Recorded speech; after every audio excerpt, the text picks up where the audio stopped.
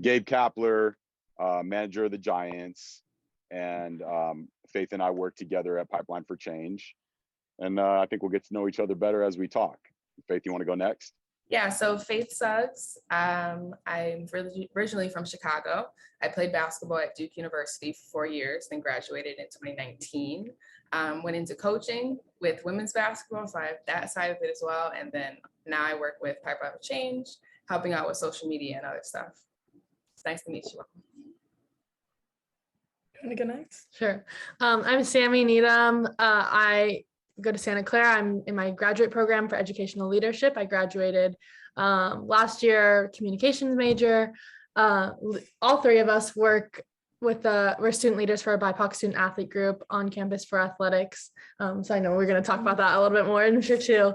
I also am on the DEI committee for athletics for Santa Clara and work Bronco Plus Alliance, which is a group starting for LGBTQ plus in the athletics department. Hi, I'm Liyah Lopez. My apologies, my voice went out this weekend. We were screaming too much. The games got to her.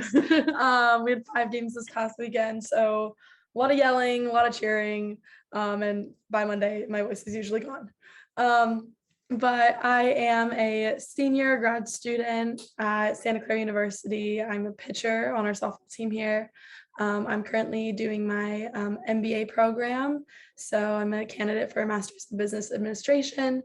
And I work with Squad with Sammy and Matt. And I also do business ethics research. Cool. Before we get to Matt, how'd you play? How'd the games go? We went 3-2 on the weekend. Okay. I think our team is definitely in like a very big learning stage and getting to know each other. I think this is pretty new dynamic for our team. A lot of new players coming in.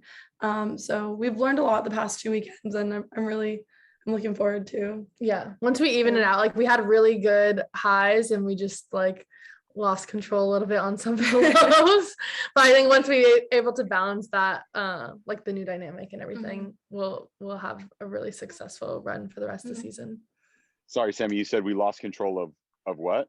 Like our lows, like when we started to go down, like it was just like a snowball kind of, unfortunately. So, but yeah, once we're able to like kind of take control of that, like fix that, like once we start going down, like be able to revamp, I think that we can be really successful. Yeah.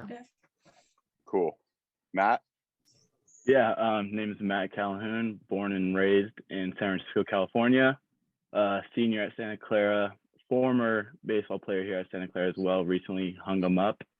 But oh, wow. Yeah, just real recent, about a month and a half, 2 months ago. So real recent, but former baseball player, been around baseball my whole life, especially in the Bay Area as well. That's me. Why'd you hang them up? Just there was a lot going on. COVID happened, a lot of family stuff happened as well, and just trying to focus on life outside of sports, especially not having really an idea of what I wanted to do. I think I needed time to figure out what I wanted to do and what I need to do after I graduate, and just trying to figure all that out. Not just trying to be an athlete anymore. I gotta figure that out. Right. I have so many follow-up questions. Like I feel like I could take an entire call and just kind of hear about what happened in the last 4 years and how you got to this space. But hopefully we'll be able to splice some of your experiences into this discussion. I know we will. Definitely. So I thought we'd dive right into the discussion, and I'm gonna have like a very direct, very straightforward question for the group. And I think it's why do we not have more? Why are there not more Black people playing baseball? And I don't think we have to have any structure to this. I mean, everybody can like jump in. We'll be good and respectful and not talking over each other. Right. I think I can start off just like in a personal way. There's not many Black baseball players to look up to. There was a lot in the early 2000s. You had Barry Bonds, you had Jimmy Rollins, you had all those players, and now it's evolving for better. I think it's becoming more big, but there's not many leaders of Black baseball players to look up to. And I think just with pop culture as well is one of the big reasons. There's not many big Black or big athletes that are playing baseball that are Black. So it's hard for us to look up to, and just it's not being pushed as much as it was before, especially in certain communities. If like, thankfully growing up in San Francisco, you have the San Francisco Giants and seeing the success and seeing all those guys. So of course everyone wanted to play baseball as a kid, but in Seattle, it's pretty hard to get into baseball there if you have no idea really what to look at and who to look for and who to look up to. Yeah, I'll go next. I think we've talked about this before, and I think it's a pretty prominent issue in collegiate athletics, but accessibility, travel baseball, travel softball, they're all pretty expensive. And to be able to be seen at a higher level to get to being a college athlete is a hefty amount of money. And I think it's just something that not a lot of families have access to being able to do. And then, do you want to?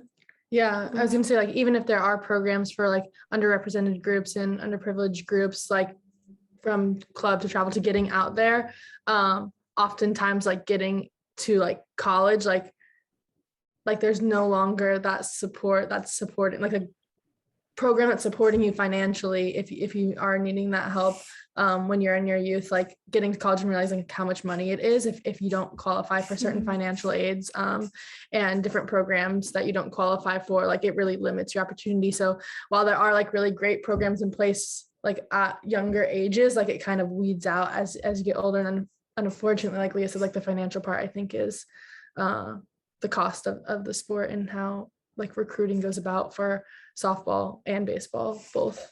And I think those financial barriers also go into like building societal like stigmas of what sports certain races should be playing. It goes back to what Matt was saying about, you know, having role models. And we've talked about this before with squad, you know, golf, it's a predominantly white sport, baseball, softball, predominantly white sports. If you're a BIPOC and particularly a Black athlete looking at these sports, you may not think that there's a place for you in them. And I mean, it's a huge part of it. Yeah. So do you think there's a separation between softball and baseball in this regard in particular? So would you say it's easier to play softball than it is to play baseball? Or is it the same barriers with the travel ball and the cost of the sport? Is it the same thing? What do you guys think? From a baseball standpoint, it's very expensive to try to get noticed. You really can't just go through the high school route and just hopefully a college coach or an LB scout comes by to a random high school game. It's very highly unlikely. So you got to pay your way to get noticed, and to pay these tournaments and to play summer ball, it's going to cost thousands of dollars just to get on the team. But then you got to pay for hotels, travel, your baseball gloves are $300. Bats are $500 now, $600 now. Right. And so just to have a glove and a Crazy. bat to play with and cleats, you need $1,000 in your pocket just to spend on that. And so that's just from the baseball standpoint. Right. Sorry, Faith. I think I interrupted too. Sorry about that. No, you're fine. I was just also going to factor in, if we put the two together, it's also, I mean, how many Black coaches do we have at the collegiate level recruiting in these, you know, neighborhoods to bring more Black kids to college, right? And I think that's a big thing. So we see it at the professional level, but when you think about who your recruiting coach is, that's someone you form a relationship with to trust to come to that university. When you don't have people that look like you recruiting, that's a whole nother, you know, rabbit hole that we could go down. I think also off of that, like when you do end up going and visiting, if you do end up like, and you don't see anyone else there that looks like you, that's like also a big potential like turn off away from that. Like if you do get past that point of the recruiting coach and like making connection, even if they're not like you, like then you actually go and you're like, wait, this is not an environment that I am familiar with or can see myself being in. Yeah, and going off that, oh, sorry, go ahead, Cap. No, go ahead, Matt. It's all you. Going off that, coaches in this personal experience don't really know how to recruit Black athletes sometimes, especially from a white coach. They don't know the resources and kind of stuff they have on campus. We kind of talk about this stuff on squad, how we have the MCC, which is our multicultural center, we have BSU, we have EGWE, we have the Latinx Club, and many of these coaches don't bring this up and think it's kind of necessary, because really during these recruits and these visits, you're talking about, oh, school, and then you're gonna be an athlete here. They need to kind of go to your needs outside the baseball field and also outside the classroom to make you feel comfortable and make you feel wanted. Yeah, one of the things we've really pushed at Santa Clara and like encouraging our coaches to do is to be able to understand and know what resources Santa Clara in particular has, and not only know the resources, but be willing to allow your athletes some flexibility to attend them. I think that was a huge problem when we talked about comfortability of BIPOC students. Is yes, Latinx Student Union exists, but is my practice time going to conflict with that? Is my weights time going to conflict with that? And so asking coaches to be a bit more understanding of elements that are going to make their athlete feel welcome and a sense of community at their school, and you know what that kind of like flexibility looks like with your team differs, but at least just being open to it. And what sort of support have you guys gotten from your coaches at Santa Clara? I know it's been pretty good, but Matt, I'd like to hear your experience, and Faith, you know, from a basketball perspective, would like to hear that as well. Right, definitely. In the beginning, freshman, sophomore year was pretty tough. I was part of the BSU on campus. It's called EGWE. And for them, they had meetings every Wednesday. And I would have to miss almost every single Wednesday and it was like kind of just like for me to feel comfort, because at Santa Clara, there's not many Black students in general, and then not even that many BIPOC or Black athletes.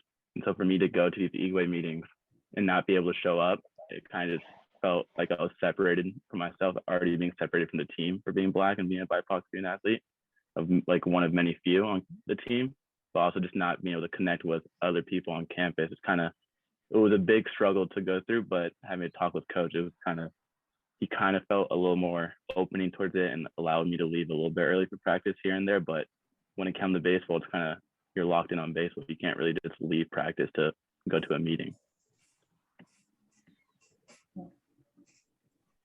That's actually really interesting.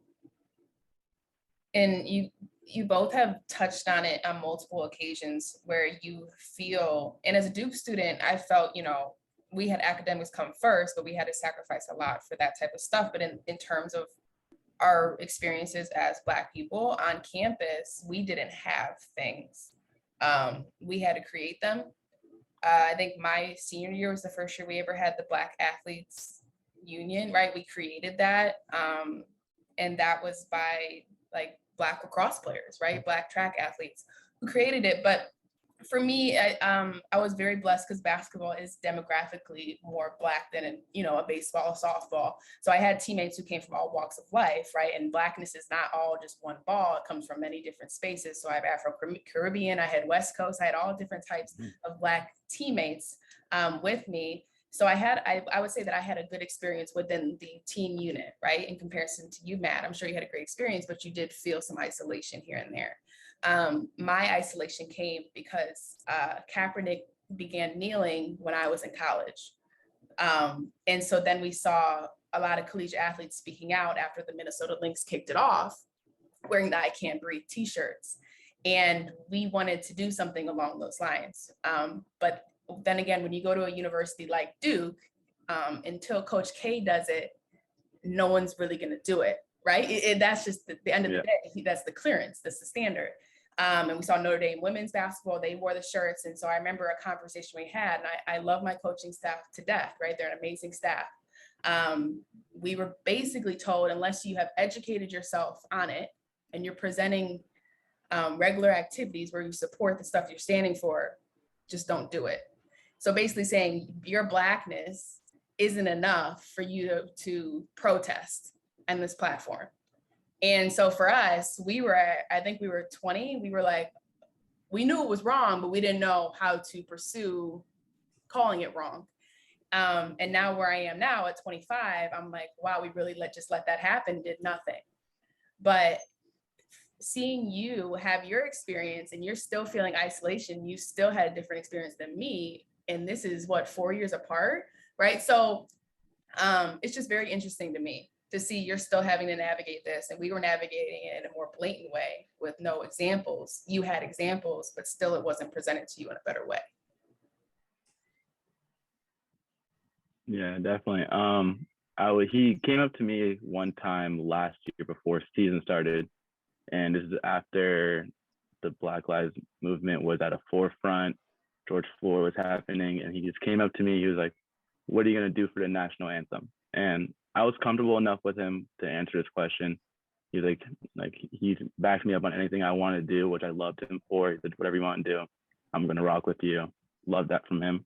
But I also felt kind of just like it wasn't like a team thing. It felt like very selfish if I wanted to do something, if I wanted to kneel, or if I just like wanted to separate myself. It felt very individual because it felt like no one on the team or everyone else on the team was probably just going to stand and do the national anthem or anything. But like if I kneeled, I'm not sure how the team would feel and all that. Like I like loved how he came up to me and asked that, but like also at a team level, is this going to push me away from my team even more or have them think me in a different way?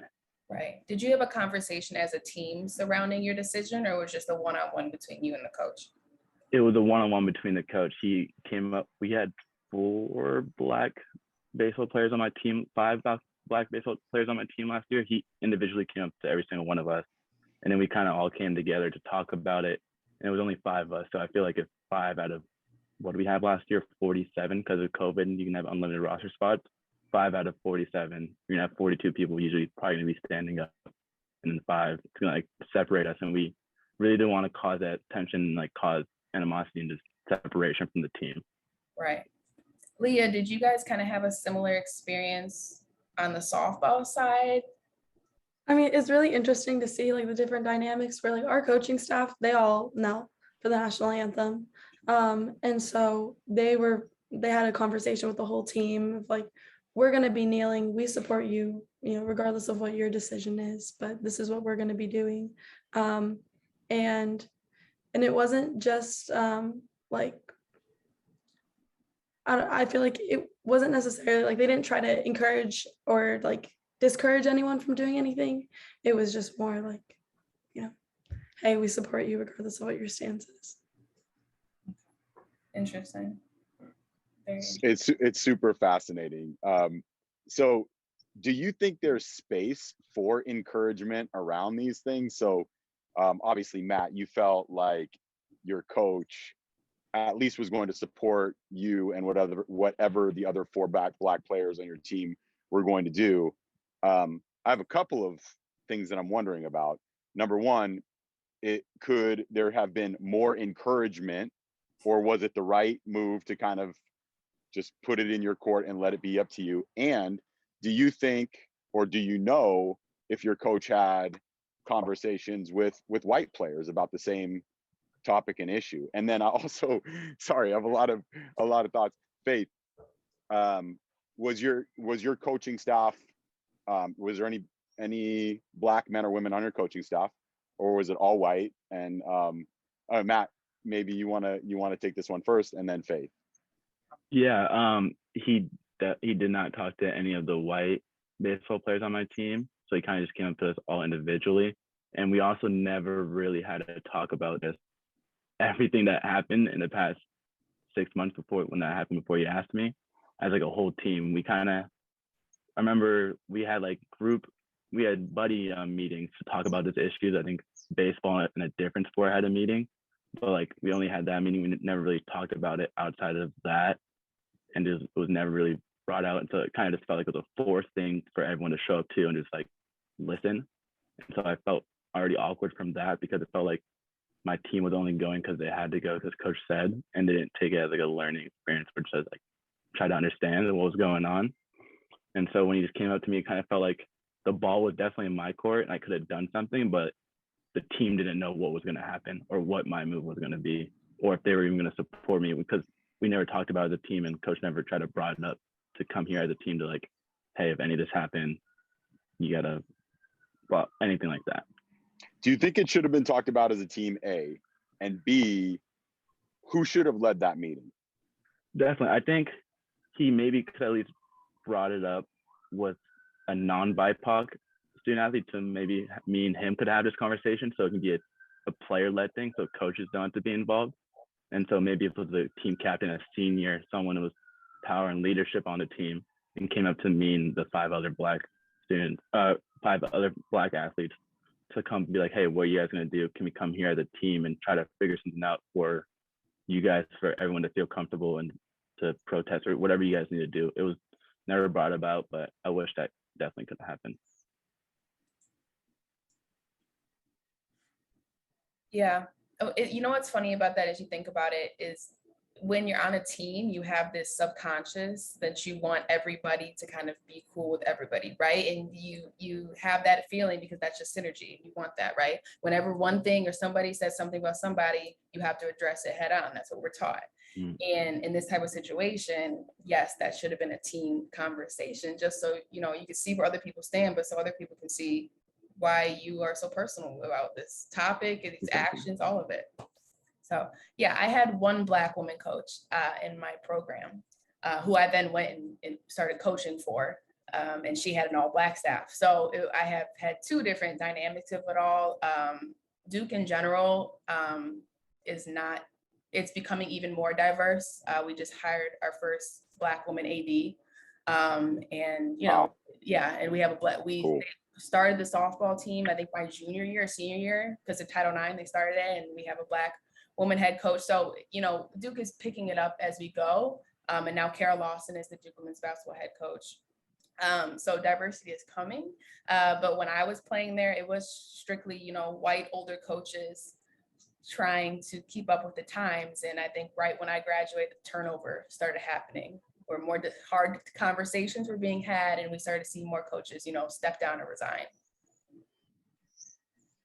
Yeah, no, I was wondering when you were saying, like, sort of people were telling you how to behave, right? Essentially, and giving you the steps that you needed to take without a real understanding, sounds like without a real understanding of where you were coming from. Right. And what you might be experiencing. Completely, yeah. There was no discussion. So like Matt, like there was no, I'm with you, there was no discussion about it all. I mean, the practice plan was in hand, and probably on the practice plan it said, have talk with team about, Colin Kaepernick, right? And so the conversation wasn't really a conversation where we spoke up. It was more all lines of, if you aren't, educating yourself on these things, you probably shouldn't kneel. And it was like, oh, well, I guess we shouldn't kneel because our Blackness isn't enough for this conversation, apparently. And that was the last time we ever had the conversation. Yeah, now that I think about it, we never had any other racial conversations while I was in my 4 years. And I think the idea of teams not having these conversations is really interesting, especially at Santa Clara. At least we saw, following the murder of George Floyd, saw a lot of teams putting out statements. Some teams made videos saying we're committed to racial equity and learning and fighting for racial justice. And I remember watching the videos, looking at the statements and being okay, what are we gonna do? Yeah. What action is going to be taken, or are we just speaking? Posting to post? Yeah, are we just posting Right. to post because everyone's posting it? And unfortunately, for a lot of teams, that was the case. It was posting to post. It was posting so that protect our image, I guess. But yeah, I mean, that's one thing I was very dedicated towards. I mean, we were very dedicated towards for softball. Is if we're putting out a statement, we're gonna be about it. We are going to continue these conversations, and we're going to educate our team, and we're going to educate others. And we tried as much as possible to continue to educate other teams. And like Matt was saying, we did buddy team meetings, so we collaborate with another team. And one day we talk with volleyball about anti-Asian violence. And another day we talk with women's basketball about media biases and how to get accurate information. And so I think that's the thing that I think a lot of athletic teams missed. And then also seeing if that would carry over into the following year, I think was a big thing, especially for us too, in seeing if our staff and our support, if that would come, not just that year that it was happening and it was a bit, right? It's all over media, but if it would continue rolling. And fortunately for us, and I mean, we're really passionate about it, but our coaching staff has kept that same drive. So it's been for us on our team something that has continued, and I feel like we get a lot of props from softball because of all the work that we put into like other teams. Like we had a talk with men's basketball as well last month, similar topic. So just keeping that ball rolling, I think, is super important, and continuing to have these talks, even if, you know, other teams may not be the ones initiating it, like encouraging that. I wanted to go back to the statement conversation again. I think it's really important. My perspective is that when people read a statement from a club, any sports franchise, they have an immediate reaction. Either the statement is empty or it potentially has teeth. But the question is making a statement itself just an empty gesture? And do we read it as an empty gesture, or is that an important part of the process? Would you just wipe out the statements altogether and get to work, or do you think the statement itself has impact? I don't necessarily think that the statements are like needed. I think that you can take action, you can educate, and not make a official statement about it. I mean, the same thing goes with on our jerseys, we have patches, social justice patches that each athlete, they got to choose whether or not they wanted it on their jerseys. But if you're going to have it on your jersey and you've never taken any action to educate yourself or to educate others or to actually work towards racial equity, what does that mean? Right? That then just turns into a performative measure. So I don't think statements are necessary. I think they can lead you to performative measures. However, if you're going to follow it with action, I think it's a good way to get people to join you in that. Yeah, going off that, Liyah, definitely a statement can be either just a blank message, or it can lead to something. It's really always up to the organization for the next step. If you are going to leave that message, are you going to actually do what you say, or are you going to help out, or, you know, teach something? There has to be action after these words you're being said. Other than that, it's just going to be a blank statement or just like a sincere thing or a media thing. Yeah.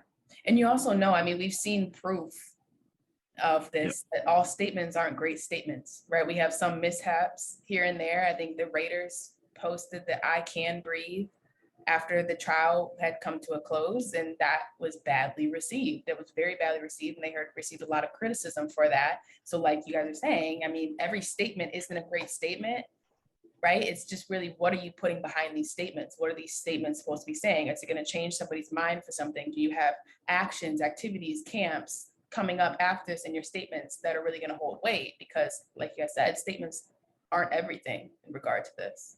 Not anymore. I think it's interesting because your mindset is first of all, A, you're very educated, and B, you're in marketing and social media. So you're going to be reading statements with a really critical eye. And I mean, there's so many people who aren't reading it with the same critical eye, A, and B, it's very clear that sports franchises don't necessarily have the most socially aware folks putting out those statements. Would you agree with that? 100%. The diversity in when we're talking about sports, it's not just the athletes themselves. It's, you know, the photographers, it's the broadcasting, it's social media managers. It's, especially in today's society, like your social media team has to be extremely diverse to provide 7 different opinions for 7 different ethical backgrounds for, you know what I mean? It's just, it has to be that way, because, and if you're not, you're going to have a really hard year. And so I just think, so that's a whole other thing, right? It's just adding diversity through these organizations. But yes, I do see it as a very critique in you know, particular eye. But I think it's like Black people, like I can see like, oh, that's not genuine. But I have heard, in combat to all of our conversations, that sometimes the statement itself for some people is the only hope they need, right? So it is to each his own on a lot of these situations. Liyah, Sammy, who's running the social media, your social media feed? For squad? Yeah. We are. It's all of the leaders in squad. We all have the password. So like if we want to post something, we'll send it in our group message. Everyone will like that, and then we'll all agree to post it. So that's the system each time, is somebody feels like posting something and they run it by this group thread and everybody thumbs up. Do you guys ever get any conflict around stuff like that? Not necessarily from like our group. There have been I guess there's been pushback against our efforts that I guess their fans have made prominent on social media. We had a conflict last year. Yeah, early on when we started our initiatives. Someone had commented like, why, like, let's keep politics out of sports. And we're like, we're posting about our student athletes, that, you know, we're not just athletes, we're not just here for your entertainment, we're people, we're human. And so we're going to talk about these issues. I think that's the only time that any kind of conflict has come up in our group. And what social media outlets are you on? You're on IG, obviously. You have a Twitter account? I think we're currently just on Instagram. Yeah, for squad. Okay. And why? Why have you decided to keep it to Instagram? We use it just generally to like post announcements for our student athletes, and just try to continue engagement with squad. And we found that Instagram has the most engagement, and the most like concrete like way to communicate with everyone. So that's why we started with Instagram. But we do have a TikTok, actually. Now that I just remember, we have a TikTok. We have no videos up. However, we are in the process of trying to create content for that, and that's just more like of a fun thing for us to do. Right. Cool. I wanted, if everybody's kind of good with what we've talked about so far, actually, let me pause. Is there anything related to any of the topics that we discussed so far? Why few Black people in baseball, in softball, statements, I think, is a really good one. Kneeling, patches, I think that's like what we're wearing on our uniforms. Is there anything there that you guys want to touch on? I have something about the patches. I think Yeah, please. it consumes Matt and Liyah both know, because it consumes so much of our squad meetings. I brought it up every week last year. But I think going back to like that like performative action. So the patches were created in like our DEI athletics group, and I had reached out to one of our former teammates, Jordan Dawkins, who graduated in 2019. She's a Black student athlete. She was doing graphic design at Arkansas when I had asked about it, so it was like perfect, like right up her alley. She loves that kind of stuff. She's getting another her master's degree to do graphic design. So to me, like when that kind of thought came up, I was like, I have the perfect person. Like, it's a Black student athlete that's from here, like from San Jose, like she's lived her whole life. Couldn't be better. She creates 12 different designs. Us as a student athletes all vote on which of the 12 designs we like the most. We bring those to then like staff and admin to get it approved and everything from there. That happened October, maybe. I want to say October, like the second month of school. The patches went out. First of all, not every team got them. So when we brought them up in the squad meetings, some athletes were like, our coach hasn't said anything to us about them. We're like, well, we've had them since, October. Second of all, and this is the thing that really made it feel like a really performative, even more performative, was it happened in October. Jordan didn't get acknowledgement, an article written about her or anything, until the second to last week of school in June. Every time I saw, the people in charge, I would tell, which was about every week, every other week, I would remind them, like, we still haven't done anything for Jordan. Like, Jordan put time and effort into creating this, and we're taking advantage of her and utilizing it. And all these student athletes are wearing something, and like, we've put no information about what this stands for, like any meaning behind it. And that just really didn't sit well with me. And I know I brought it up every single weekend squad, because I had a conversation with those in charge about we need to acknowledge and recognize her for like what she's doing. Like as a Black student athlete, like we're not acknowledging the work that she did. It's just like another, like, I don't even know, like another thing to add on to the large list of things that that could just be better. Like it's not that hard to take, 5 minutes to write a little article about her or post a social media thing. And again, like it's not much and it could be still performative, but like at least you're acknowledging the fact that someone took time to do this and that wasn't happening. So I feel like that is a super small thing, but like that, it really did mean a lot that it took months on end to get, more than 6 months to get something out to acknowledge her for what she time and efforts she contributed.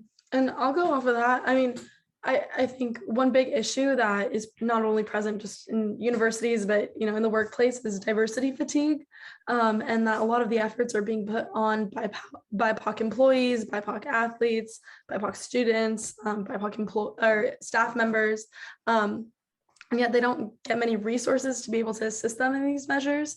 And then when they do actually, go through, put on different efforts, the lack of recognition. And that's a huge thing. And in my personal experience, Sammy and I, we often get mixed up with each other by other people.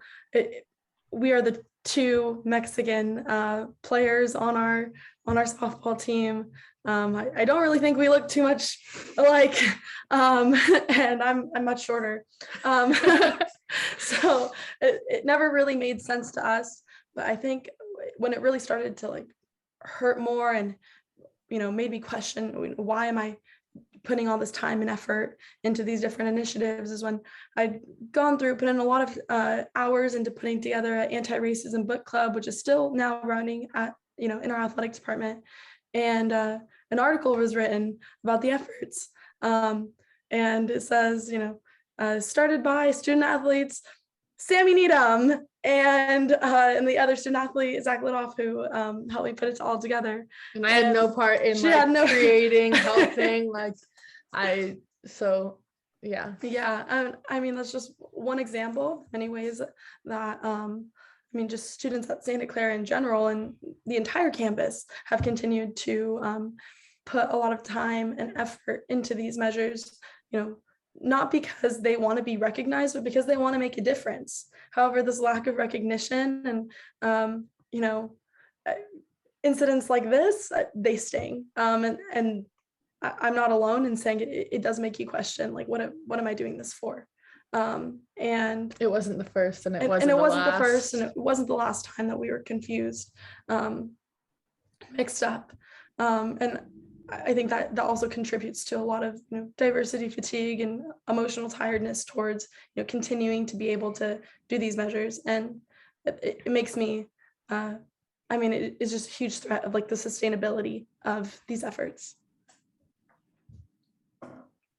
So my two follow-up questions, and I think they apply to Liyah, the lack of recognition that you got for putting this anti-racism book club together, and then Sammy, the frustration that you felt every time you're reaching out to leadership and sort of getting stiff-armed or getting the runaround. I don't even know exactly what they were saying to you, but my instinct is that there's a reason that's happening, right? And it's either it's a lack of investment, or some other reason. But I'm curious, if you had to answer the question why do you think it's happening like that? Why the lack of recognition for you, Liyah? And Sammy, why did it take so long to have Jordan get the recognition that she deserved? I'll start. I agree that it's a lack of investment, and I think it's we don't have very many resources dedicated to these efforts. We have a lot of people that are very passionate about it and that want to continue to help contribute to these. But at the end of the day, like, we need more concrete resources, whether it's someone in our athletic department. And I heard about this happening at UC Davis, where they took one of their associate athletic directors and took him out of his role because he wanted to focus just on DEI.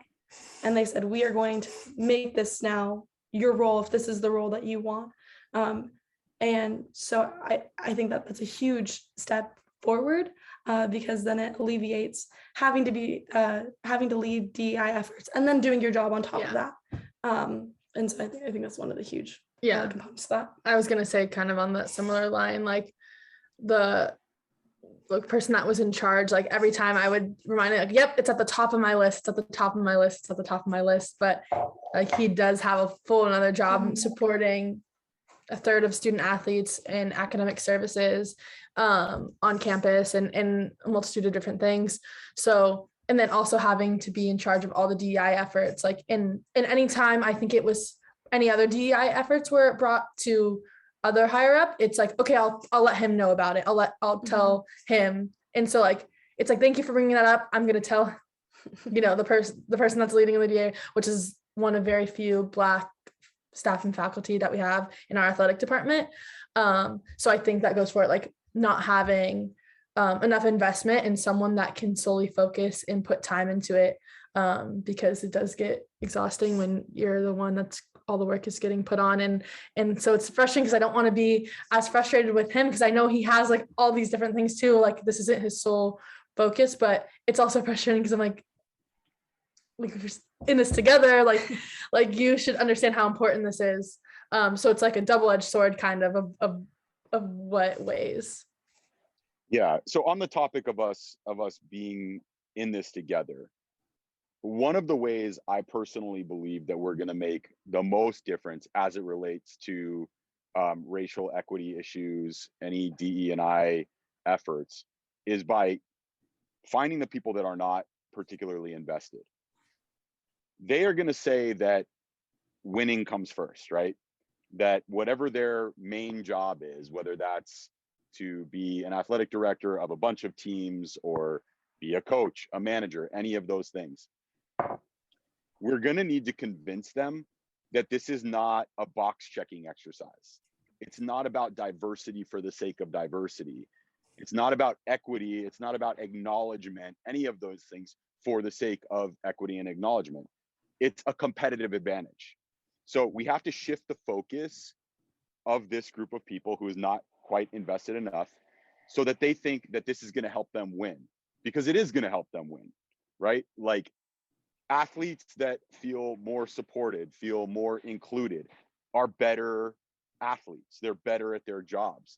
One of the things that I'm most proud of with the Giants this past year is we had a pretty diverse coaching staff, and something that we put a lot of time and effort into, like team building from that standpoint. And we won a lot of games, and we won the National League West. And from my perspective, that's a little bit of proof of concept. So now I can take that to another coach and be like, hey, invest heavily into diversity, equity, inclusion, invest heavily into acknowledgement, invest heavily into supporting your diverse athletes, because if you do that, you're going to win more games. And then the goal is that society will see this example being set, right? And then out in the workplace, out in the corporations in San Francisco, across the country and across the world, because sports teams are the examples or the celebrities, they're going to say, what are those teams doing to win? Oh, they're invested, deeply invested in equity and in acknowledgement. And those teams are winning. So then those corporations are going to start to invest more heavily and build their teams that way. And obviously, this is not about just money making. It's not about winning.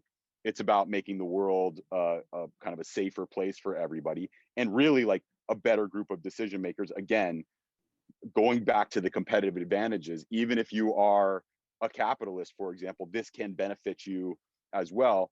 Politically, this is the model that we want in the world. So, I mean, I think that's sort of what we're all saying here.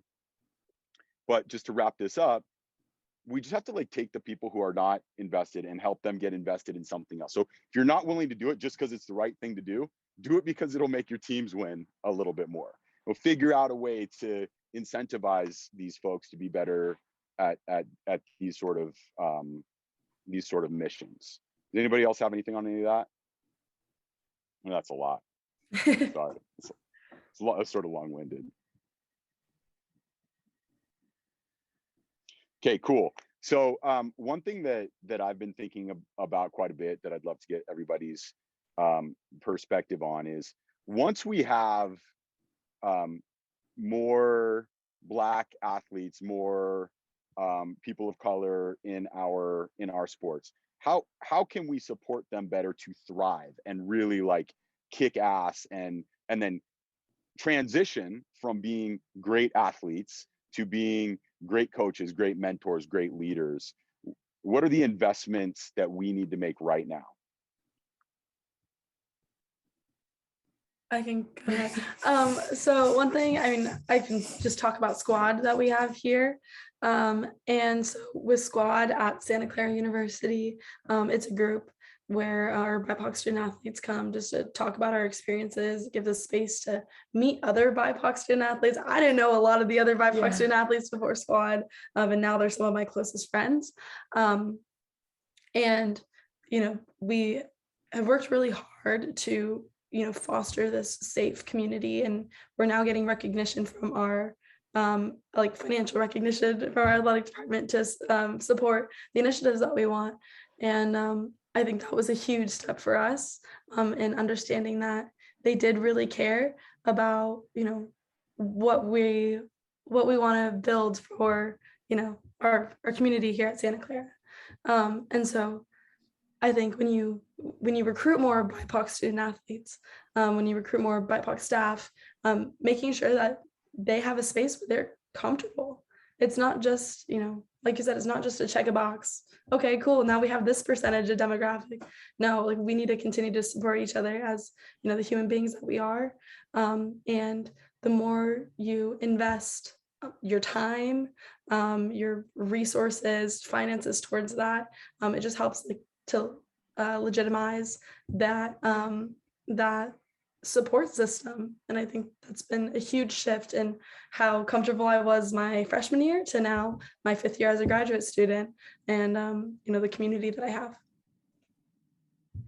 Yeah, I think the big word was like, it's like creating a safe space, right? We already talked about it earlier. It's when you're comfortable and when you feel safe, you perform better. When you perform well, you're happier. And when you're happy and you retire, you want to come back and do it all over again. So I think that's one of the biggest things, is creating, you know, maybe each team, their diversity officer is creating, you know, spaces. Maybe these spaces can also be going out to, you know, inner city communities, being around young children who look like them and inspire them. I mean, that's one of the reasons we even started playing sports, is, you know, who you were as a child. So maybe just ways of getting them more involved in, you know, them, creating it all about, you know, just, you know, Black athletes, right? You know what I mean? Just like talking to these athletes and saying, hey, this is about you. What do you want to do?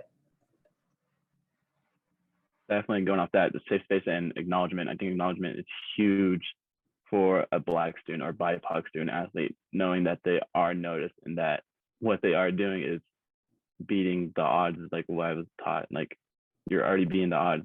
We acknowledge you for what you're doing, and we're here to help you. And you're here to be safe, and we're here just to flourish your athletic career and your academic and whatever happens after being an athlete. Yeah, like off of those things, I feel like it's, once you feel like you have a safe space or you have that like fostered environment, it's easier to ask for help for other things outside of the athlete part of being in an organization, in a program, at a university. Like if you feel like you have that, there's, you know, transitioning into the real world after student athlete life, like it's a lot easier to feel like you can ask for help among a wide array of topics other than just you and your sport. And I think it also comes from the top leadership. So our athletic director is very invested in our BIPOC student athlete groups and our DEI efforts. And so she helps to continue to encourage other coaches and other student athletes to be a part of it as well. And I think when you have that type of leadership who shows that this is something that they are passionate about and that they think is important, the rest continue to follow. And that's how you change a whole culture. Matt, I'm curious, how did you end up on this call, A, and B, like what interested you about being here today? Right. I'm also a leader on squad with Liyah and Sammy.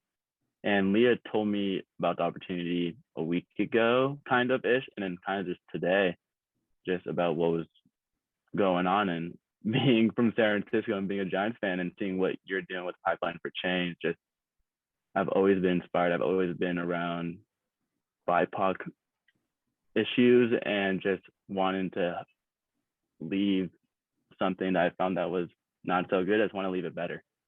That's kind of just the way I'm going and the way I've always been taught. Just wherever you do, just leave it better the way you found it. And that's kind of what inspires me and what I want to do. So what comes next for you? What's we touched on this a little bit at the beginning of the call, but I was hoping to give you a couple minutes to talk through what comes next.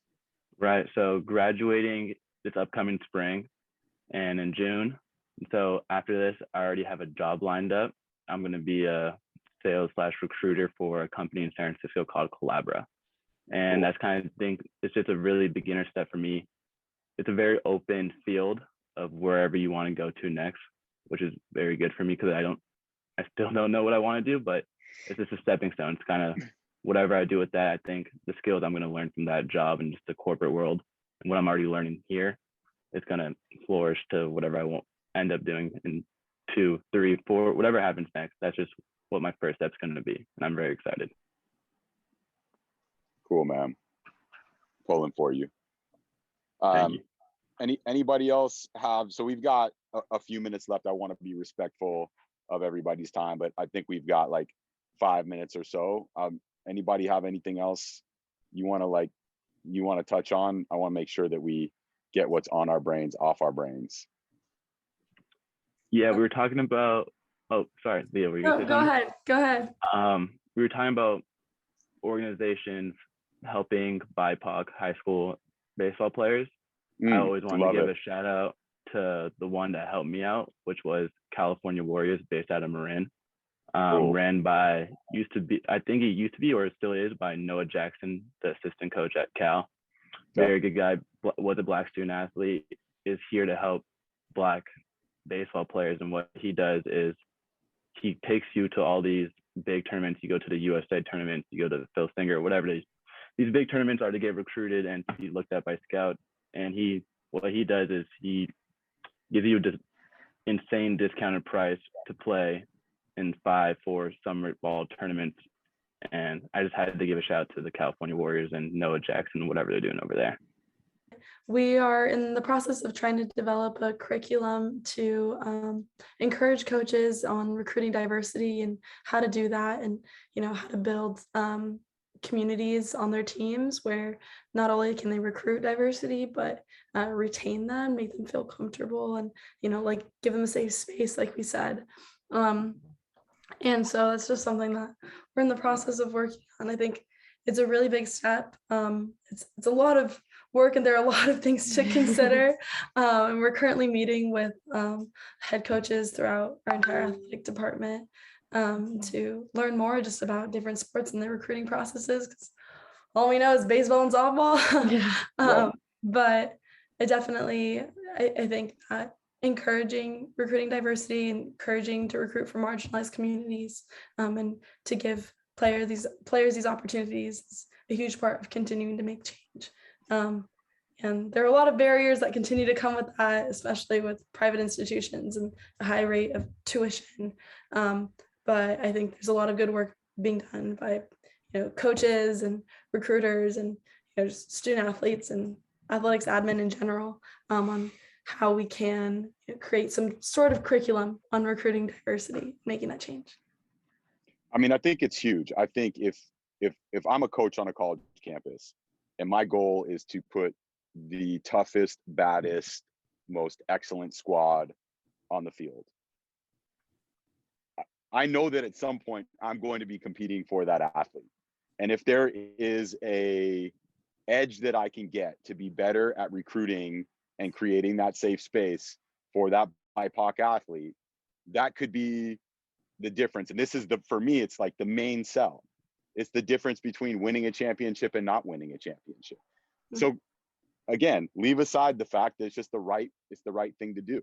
It's better for the world. But just think about it as the competitive edge and the way to be for all of us to be better at our jobs collectively.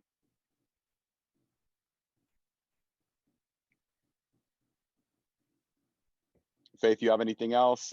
Any last words? No, I'm just very impressed and inspired with the work that you guys are doing. It's just like, it's very amazing. It really is. So I'm looking forward to seeing where you guys take this for sure.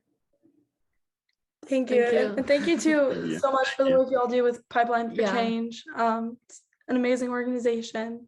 I love staying up to date on social media. And of course, we're going to continue to support you and repost everything that we can.